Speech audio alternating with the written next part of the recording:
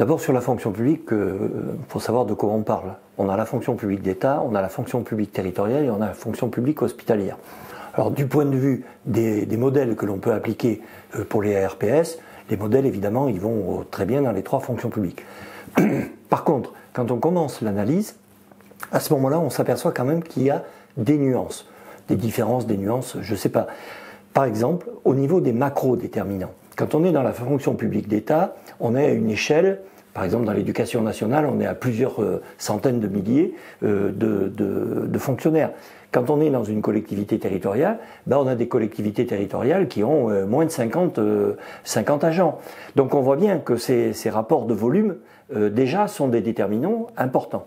Deuxième chose, dans la fonction publique hospitalière, par exemple, il y a une histoire par rapport à la santé au travail qui n'est pas exactement la même que ce qui existe dans la fonction publique, puisqu'il y avait des CHSCT dès les années 80 dans les centres hospitaliers. Donc ce qui veut dire que les questions ne se posaient pas déjà de la même fonction. En même temps, dans la fonction publique hospitalière, les espaces de discussion sont quelque chose de fondamental par rapport à la réalité du travail, à la transmission du soin, à la prise en compte des malades, etc.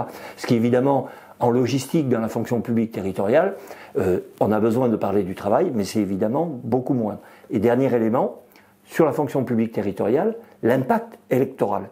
Tous les 6 ans, il y a quelque part, pourrait y avoir un reset, où on remet les pendules à l'heure, peut y avoir des délégations de services publics, peut ne pas y en avoir, au contraire, peut y avoir une évolution très forte de la structure locale.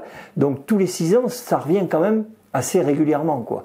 Et du coup, par rapport à une carrière, puisque les fonctionnaires font plutôt des carrières, eh bien, on peut avoir des éléments macro-déterminants qui modifient l'approche des risques psychosociaux.